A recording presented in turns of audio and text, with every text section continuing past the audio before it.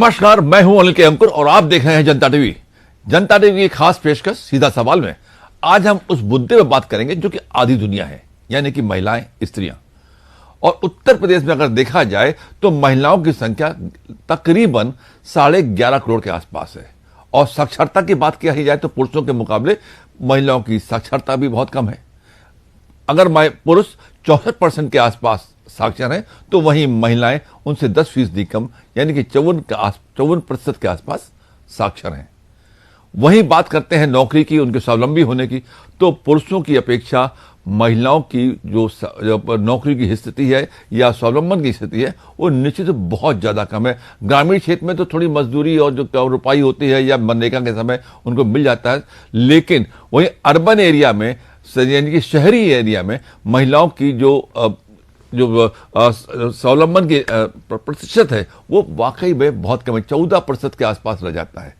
ऐसी स्थिति में महिलाओं को कैसे साक्षर किया जाए, कैसे उनको स्वावलंबी बनाया जाए, ये मुहिम केवल सरकार की नहीं, हर व्यक्ति की, हर आदमी की होनी चाहिए जो उनकी सोच वैसी हो जैसे महिलाएं स्वावलंबी बने और देश आगे बढ़े। और देश आगे बढ़ेगा तो हम भी खुशहाल रहेंगे, सब खुशहाल रहेंगे। ऐसे ही काम में जुटी हैं एक शख्सियत हैं जिनका नाम है अंजलि सिंह जी। अंजलि सिंह जी अपने एक NGO के जरिए महिला को न ही केवल साक्षर कर रही हैं बल्कि उनको स्वावलंबन कर रही हैं। और स्वावलंबी किस तरीके से? जूट के जरिए जूट का सामान बनाओ और उसको मार्केट में बेचो। इस संदर्भ में बात करने के लिए अंजलि जी का स्वागत करता हूं। नमस्कार है आपका।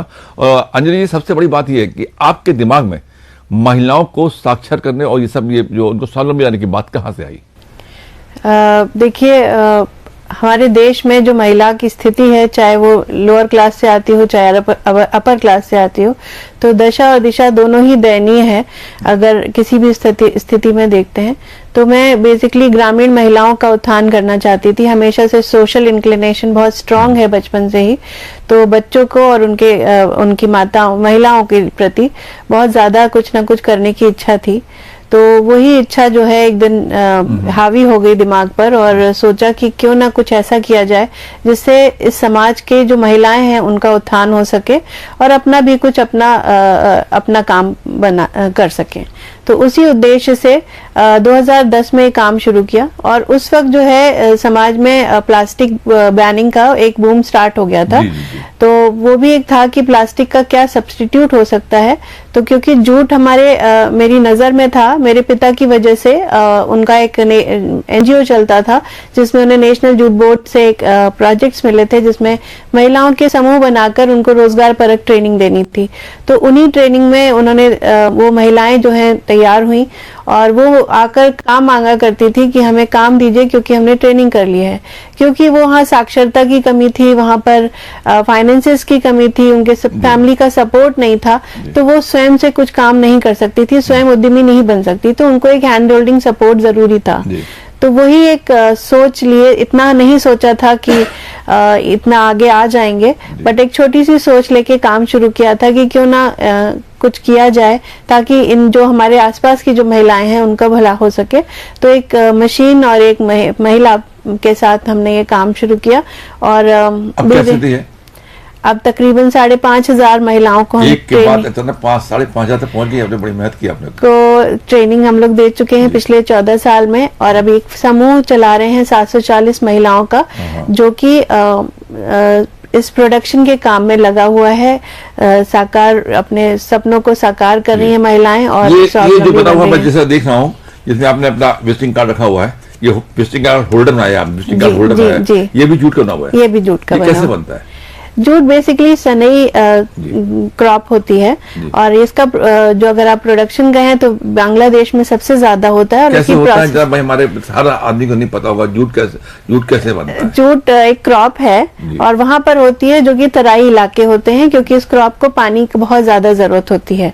तो ये उन्हीं इलाकों में, वेस्ट बंगाल, उड़ीसा और बांग्लादेश में ऑब्वियसली वहां पर ये पैदा होता है। और इसकी प्रोसेसिंग वेस्ट बंगाल में होती है। प्रोसेसिंग बहुत लंबी होती है। हाँ जी, पहले इसके पेड़ में से इसकी छाल निकाली जाती है और उसको 3 महीने तक फिर पानी में डुबो के रखा जाता है। डाल दिया जाता है। जी। और उसके बाद वो छाल से रेशे निकाले जाते हैं उसको सुखाकर, और वो रेशे से इसका थ्रेड बनता है। अच्छा। जो कि उसकी बुनाई के बाद मतलब वो फैब्रिक जो बनता है, धागा बनता है, धागा बनता है, जी। और उसको फिर बुनाई के बाद फैब्रिक बनाया जाता है, जिसको जूट का फैब्रिक कहते हैं। पहले जमाने में इसी की रस्सियां भी बनती थी, वो अनप्रोसेस्ड आप कह सकते हो कि सिर्फ रेशे से वो गेहूं के रस्सी, बोरे भी आते थे इनके ना? जी बोरे भी आते थे, चीनी के उसको बोरे, बारदाना गेहूं के कहते बोरे। हैं। जी, जी। बट जो इस जूट को हम लोग इस्तेमाल कर रहे हैं वो थोड़ा सा मॉडिफाइड रूप है, अच्छा, जिससे हम लोग बैग्स का प्रोडक्शन कर रहे अच्छा, हैं। बैग्स हम बना रहे हैं, ज्वेलरी भी बना रहे हैं इस जूट की। जूट की ज्वेलरी बनती है? जूट की ज्वेलरी भी बना वो रहे कैसी हैं। होती है?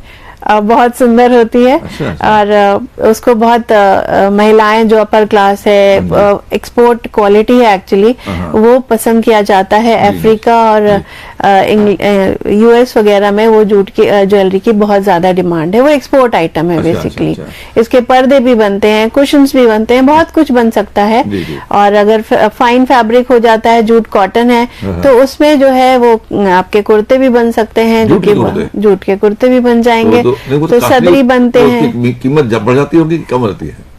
ऑब्वियसली बढ़ जाती है, जी। कीमत तो बढ़ती है, लेकिन ऐसी नहीं है कि आपको Affordable ना हो। अफोर्डेबल ना हो, ऐसा कुछ नहीं। जैसे खादी की कीमत, आप खादी भी पहनते हैं, वैसे ही आप जूट के भी कपड़े पहन सकते हैं। अब एक सवाल उठता है कि आपने एक महिला से शुरू किया और 7,500 महिलाओं को आपने 5,500 5,500 लगा दिया, और अभी भी आपका 750 महिलाएं आपके साथ जुड़ी हुई हैं, जी। इनको आप ट्रेनिंग दे रही हैं। जी, 750 महिलाएं लखनऊ में जुड़ी हैं, और तकरीबन 125 महिलाएं हमने अयोध्या में भी ट्रेन किया है, जिसमें 30 महिलाओं का एक वहां पर इसमें भी समूह सरकार चला का है। कितना सहयोग मिलता है? वो सरकारी अफसर जो है, जो सरकारी जो व्यवस्था है, उससे हर आदमी वाकिफ है कि कितनी कठिनाइयां होती हैं। नहीं, सरकार का मेरे लिए बहुत अच्छा सपोर्ट रहा। मैं योगी जी और मोदी जी दोनों के लिए बहुत थैंकफुल हैं हम सब, क्योंकि उन्होंने हमारे एक स्फूर्ति परियोजना, जिस मिनिस्ट्री ऑफ एमएसएमई से है, हमको सैंक्शन की 2021 में प्रोजेक्ट के थ्रू, और उसमें जो है इन 750 महिलाओं को एक बहुत बड़ा कॉमन फैसिलिटी सेंटर हम लोगों ने बिल्डअप किया है, जिसमें सारी इंडस्ट्रियल मशीन्स हैं, और 600 महिलाओं को उसमें से घरों के लिए मशीन्स दी गई हैं, और वो सब अब जो है अपने दम पर काम कर रही हैं, हमारे साथ काम कर रही हैं, अपने लिए भी काम कर रही हैं। अच्छा, आपने जब ये काम शुरू किया शुरुआत में, तो महिला, जैसा कि आपने बताया कि लोग अज्ञानी थी, निरक्षर थी, ज्यादा साक्षर नहीं थी, तो उनको आपने कैसे मतलब आगे वो किया कि आप काम करें? देखिए, सबसे बड़ा चैलेंज महिला को घर से निकालना है, तो वो सबसे बड़ा चैलेंज हमारे साथ था। एक महिला, जब हमने काम शुरू किया तो महिलाओं वैसे पहले बहुत सारी आती थी, जब शुरू किया तो फिर जब पूछते थे काम करोगे, तो नहीं, उनके पास बहुत दसियों बहाने होते थे। तो उन महिलाओं को कन्विंस करना और फिर से घर से बाहर निकालना, वो बहुत बड़ा चैलेंज था। उनके पास उनके हस्बैंड का रोक टोक है, परिवार है, समाज है, इतनी सारी बेड़ियां हैं, बच्चे हैं, और सिंपल सी वो खुद नहीं चाहती, वो जैसे हैं वैसे ही उसी परिस्थिति में रहना स्वीकार कर लेती हैं परिस्थितिवश। तो वो उनको बाहर निकालना, उनके घर वालों को कन्विंस करना बहुत बड़ा चैलेंज था, जो कि हमने किया। शराब जो है बहुत बड़ी समस्या है ग्रामीण क्षेत्रों में, उनके पूरे हस्बैंड्स उनको अलाउ नहीं करते, जो अगर वो कमाती भी हैं तो वो छीन लेते हैं। तो इस तरीके की समस्याएं थी। अशिक्षा सबसे बड़ा मैं कहूंगी, क्योंकि वो सोच ही नहीं है कि हम भी कुछ कर सकते हैं। तो फिर धीरे धीरे हमने शुरू किया, एक की सफलता देखी दूसरी आई, दूसरे की सफलता देख के और आए, और फिर जिनको घर जो आना चाहते थे और आ नहीं पा रहे थे, तो हम लोग घरों तक जाते थे। उसमें महिला जो संगठन है उनकी भी मदद लेनी पड़ी हमें कई बार, तो लेकिन धीरे धीरे सफलता मिलती गई। हमने क्या किया कि जहाँ ट्रेनिंग देते थे गांव में 25 के समूह में, वहीं पर हम प्रोडक्शन सेंटर खोल देते थे, ताकि उनको अपने गांव से बाहर न जाना पड़े। तो धीरे धीरे जो परिवार ने देखा, कभी ऐसा भी हुआ होगा कि आप जो महिलाओं को, समूह को ट्रेनिंग दे रही हो, बाद में उनके परिवार वाले या पति आके वहां हंगामा कर रहे हो, ऐसा होता रहता है? जी बिल्कुल हुआ है, ऐसा अभी तक हुआ है। जब हमारा कॉमन फैसिलिटी सेंटर बन गया, वहां पर भी ईंट पत्थर चले हैं, शीशे टूटे हैं बिल्डिंग के, कि हमारी औरतों को हम लोग खराब कर रहे हैं, बिगाड़ रहे हैं। तो ऐसा हुआ, लेकिन उस पर फिर हमने दल बल से और बुद्धि से काम लिया, और एक बार की बात तो ये बताऊं कि एक ने किया था और वो भाग गया अपने घर, छुप गया कहीं। हमने पूरी पुलिस की फोर्स लेके उस गांव में परेड लगवाई थी और सारी महिलाएं मेरे पीछे थी और आगे पुलिस थी। तो उसके बाद से फिर उनको घर से पकड़ के उठा के लाए, माफी मंगवाई और उसकी पत्नी को वापस काम पे लगाया। तो इस तरीके की एक्टिविटीज करनी पड़ती हैं अगर आपको स्ट्रांगली एग्जिस्ट करना है समाज। मतलब समाज को सुधारने के लिए खुद संघर्ष करना पड़ता है। संघर्ष तो करना पड़ रहा है। आज 14 साल हो गए, संघर्ष में कोई कमी नहीं है। पहले उनको बाहर निकालने के लिए थी, अब इतनी सारी तादाद में हम लोग काम कर रहे हैं तो उनके लिए रोज काम, रेगुलर काम लाना एक बहुत बड़ा चैलेंज है। और हमारी संस्था का ये मानना है कि जब किसी महिला को रेगुलर इनकम मिलती है तभी उसकी स्थिति सुधरना चालू होती है, उसकी कोई स्टैंडिंग बनती है अपनी फैमिली में, समाज में, तब उसके घर वाले ध्यान देते हैं। जब तक गाड़ी चल नहीं रही होती है तब सब विरोध में होते हैं। जब गाड़ी चल जाती है हाँ तो सभी हाँ ये बड़ी बात आपने बताई कि निश्चित जब गाड़ी चल जाती है तो लोग बस साथ हो लेते हैं। क्योंकि पैसा किसी को काटता नहीं है, सबको अच्छा लगता है कि 4 पैसे और घर में आ रहे। अच्छा, उत्तर प्रदेश की बात करते हैं। पूरे देश के उत्तर प्रदेश में ऐसे कौन से स्थान है जहाँ पे अलग ज्यादा महिलाएं अनपढ़ हैं और वो जिनको जरूरत है स्वावलंबी होने की? आपने अध्ययन किया होगा। पूर्वांचल में हम ज्यादा मानेंगे क्योंकि वहाँ पे रीति रिवाज और बंधन ज्यादा है और अशिक्षा भी है और उस वजह से वैसे तो पूरे ही उत्तर प्रदेश में, लेकिन in comparison of other part बात करेंगे तो पूर्वांचल में ज्यादा। बुंदेलखंड भी कुछ ऐसा है? बुंदेलखंड में बुंदेलखंड में वहाँ की औरतें बहुत कर्मठ होती हैं। वो बेसिकली फिर वो लोग अच्छा लेबरी में ज्यादा प्रोफेशन में जाते हैं। अच्छा बजाय उसके कि वो उनका एरिया ही ऐसा है जहाँ पे मतलब संघर्ष ही उनका जीवन रहा है। तो कभी डकैतों से, कभी घर में पानी लाने के लिए करके, वहाँ पानी का संकट, खाने का संकट, तो संघर्ष करने की उनकी आदत बनी रहती है, दूसरी मेहनत करती हैं। तो उत्तर प्रदेश में मैंने सवाल आपसे किया था कि उत्तर प्रदेश में महिलाओं को जो आपने पूर्वांचल से मतलब जहाँ से शुरुआत की, उसके अलावा कैसे कैसे लोगों को किस साइकिल से, किस क्रम से जोड़ा कि महिलाएं आपके साथ जुड़ती चली गई? देखिए, सबसे पहले तो हम लोग एक आइडेंटिफाई करते हैं कि क्या जरूरत है भी उनको काम कराने की या नहीं है। तो उस नीड के बाद फिर हम लोग एक मोबिलाइजेशन की आपका वो मुहिम चलाते हैं, फिर उनको अवेयर करते हैं कि क्या हम करना चाह रहे हैं और इस करने से आपका क्या भला होगा।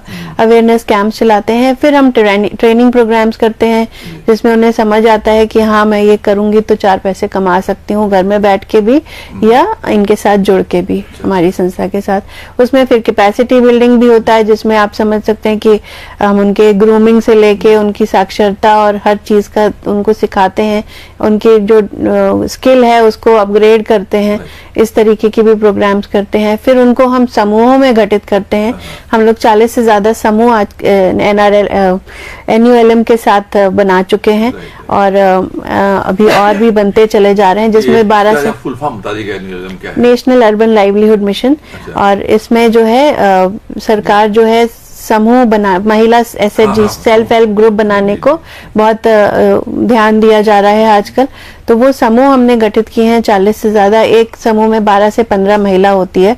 तो उस समूह में रहकर उनको गठित रहने की आदत आती है कि वो अकेले काम नहीं कर रही, उनका एक समूह है, उस समूह का एक नाम होता है, उस समूह का एक बैंक में खाता होता है, उन महिलाओं का इंडिविजुअल खाता होता है और वो अपनी बचत जो है उसमें जमा करती हैं। हर महीने भले 50 करें चाहे 500 करें, तो वो एक बचत उनकी शुरू होती है। अब आपने बात बचत की गई है, पर डे एक महिला एक समूह की है, मान लेते हैं औसत में एक महिला को एक महीने में इस मेहनत का क्या प्रतिफल मिलता है? कम से कम नहीं तो 3 से 3.5 हजार, 3-3.5 हजार घर बैठे मिल जाता है अपने इलाके में ही, जो काम कर रही है एज पर देयर कन्वीनियंस, जो काम कर रहे हैं उनको इतना। अच्छा, और अधिकतम कितना से कितना महिलाएं कमा सकती हैं?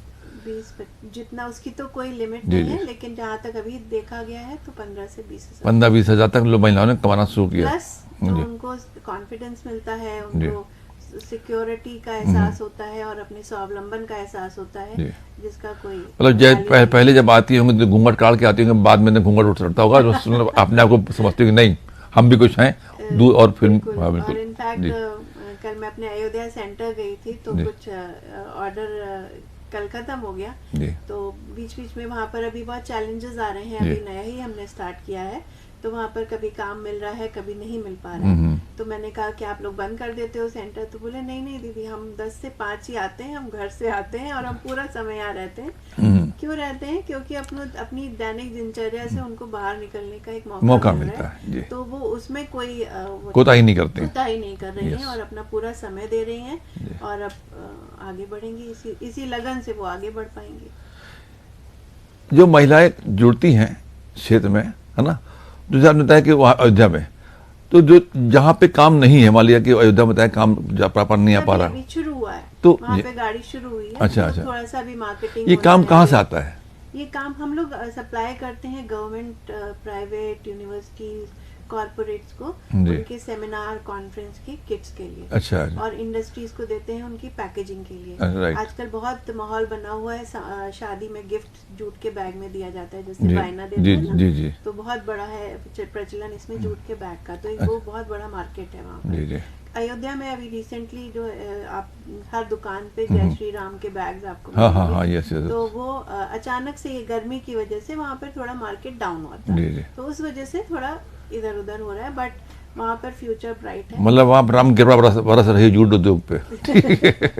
जी, वो बरसेगी ही। जी, अब ऊंच नीच तो हर काम में होती है। Right, right. तो ये जूट उद्योग को आपने बताया था कि फैशन शो में क्यों नहीं इस्तेमाल कर लेती हैं आप लोग? हम लोग फैशन शो में भी इस्तेमाल करते हैं। अभी पिछले साल ही खादी महोत्सव हुआ था, उसमें फैशन शो में महिलाओं ने जूट की ज्वेलरी पहनी, अच्छा। और बैग्स भी लिए हुए थे। और अभी आने वाले दिनों में बहुत सारे क्लब्स और एसोसिएशंस हैं, जैसे फिक्की है, इनोवील है, जी। जो जिसमें कि हाई नेटवर्क। अच्छा, मैं देखता हूँ कि जूट का जो सामान होता है आमतौर पर सीधे सीधे सिंपल से प्लेन झोले आदमी यूं कर दिया जाता है, जैसे डिजाइनिंग होती है, मतलब यहाँ से यूं कर देंगे, यूं कर देंगे, ऐसे कर देते हैं। इसको फैशन डिजाइनर से क्यों नहीं और अपग्रेड किया जाता है? देखिए, हमारी जो मेरा एक्सपीरियंस है, जी, पिछले 15 साल में क्लाइंट से बड़ा डिजाइनर कोई नहीं है। जी, जी। हमने इनिशियल मेहनत की थी 1-2 साल, अपनी जी। डिजाइनिंग की, एक्सपर्ट से राय ली, और अब जो है जब हमारे पास क्लाइंट कोई आता है तो जी। वो उन डिजाइनों को देख के कहता है इसको आप ऐसे कर दो, इसको आप ऐसे कर दो, इसको आप ये कर दो, ताकि हमारा हम लोग कस्टमाइज बनाते हैं, जैसी आपकी जरूरत है, जैसा आपका हाँ, बजट एज है, ए वैसा बनाते हैं। नीट। और रही बात डिजाइन की, तो national jute board ministry of textiles में एक प्रोग्राम है जहाँ पे कि ऐसा एक इंस्टीट्यूट चल रहा है जहाँ पर हमारी जैसी संस्थाओं को जी। डिजाइन ट्रेनिंग दी जाती है, तो उनसे भी हम लोग संपर्क में हैं। और ये अभी मैं बता दूं, ये जितनी भी हम लोग शुरुआत में ट्रेनिंग दी है, तो national jute board ministry of textiles का इसमें बहुत बड़ा सहयोग रहा। उन्हीं के द्वारा हम ये संभव कर पाए, क्योंकि वो उसमें मशीन्स वगैरह हर गांव में पहुंचाना जो है हमारे लिए एक बड़ा- मशीनें किस प्रकार की होती हैं, क्या होता है उसमें? सिलाई मशीन होती है, बस उसमें सेटिंग चेंज हो जाती है, मोटी सिलाई है, मोटा काम। अच्छा, अच्छा। जी। वो सिलाई मशीन से जो यूजुअल रेगुलर सिलाई मशीन है, बस उसकी जो सुई है वो मोटी जाती है। तो इसमें उत्तर प्रदेश सरकार आपको किस तरीके से प्रमोट कर रही है, या कहीं देखिए, सरकार की तो मंशा सही है, लेकिन जो अफसरशाही है, जो बाबूगिरी है ना, ये कितना बाधा पहुंचाती है आपको? मैं बता रही हूँ आपको। देखिए, सरकारी विभाग तो अच्छा काम, हर विभाग में काम है, हर विभाग जी। में मीटिंग होती है, और लेदर जो है बैन हो चुका है, जी। प्लास्टिक बैन हो चुकी जी। है, हर विभाग में काम है। लेकिन जो आप कहना चाह रहे हैं वो मैं समझ रही हूँ, और वो करप्शन जो है आप कह सकते हो कि अच्छे लेवल पे है, जी। क्योंकि देखिए, एमएसएमई हाँ। जेम जी। से परचेज के हाँ, हाँ। बावजूद भी जी, जी। बहुत से विभाग जी। ऐसे विभाग हैं जो ग्रामीण को, महिलाओं को और ग्रामीण समाज को जो है बढ़ावा देना चाहिए, वो तक ऐसी जगह ऑर्डर दे रहे हैं जिनका कोई वजूद नहीं। तो ये हमारे संग भी हुआ है। जी, जी। काफी हमने आगे बढ़ के कंप्लेंट करनी चाहिए, लेकिन इसका कोई लाभ नहीं हो पाया। जी। बट हमने यहाँ तक उनको, डिपार्टमेंट को भी बताया कि आप गलत जगह दे रहे हो, सारे दस्तावेज फर्जी हैं, लेकिन उसके बावजूद भी वो उनके अपने वेस्टेज, उनको आप करोड़ों के ऑर्डर उन्होंने उनको दे दिए। हाँ। और ये बाबू डैम है, उत्तर प्रदेश से पूरी तरह हावी है। तो इसको निपटने के लिए आपने क्या मतलब किसी उच्च स्तर पे या मुख्यमंत्री के पोर्टल पे शिकायतें दर्ज नहीं की? करना चाहा था। हाँ, नहीं, अगर करेंगे तो आपका काम बंद हो जाएगा हमेशा के लिए। ये व्यवस्था है। अगर आपने शिकायत की तो कहना है आप शिकायतें कर लो। जी। तो बस यही आप कुछ भी आप कह सकते नहीं, हैं नहीं। अपना। ये एक देखिए, दो बातें होती है, एक इग्नोर करो या लड़ाई करो। इग्नोर करो, आगे बढ़ो, हमने वो राह चुनी है। जी। और लेकिन फिर भी मैं कहूंगी कि बहुत अच्छा काम चल रहा है, लोग काम देते हैं, क्योंकि हम लोग महिलाएं होने के नाते जब ऑफिस में जाते हैं तो लोग अब मेरा एक सीधा सवाल उठता है कि 14 साल आपको इस काम में हो गए, आपने एक महिला से शुरू किया, 5,000 से अधिक महिलाओं को आपने काम सिखाया, पढ़ाया, उनको काम दे दिया। अभी लखनऊ में 750 महिलाएं आपके साथ जुड़ी हुई हैं, जो लगातार सीखें, और अयोध्या में अलग जुड़ी हैं। इनको अन्य जिलों में क्यों नहीं ले जाती हैं, केवल यहीं तक सीमित क्यों है? अन्य जिलों में भी हम लोग ले जाने के पूरे उसमें है। अभी हाल ही में हम लोग सीतापुर में भी स्टार्ट कर रहे हैं जी। और आगे धीरे धीरे बढ़ेगा। जी, जी। और ये करना चाहते हैं।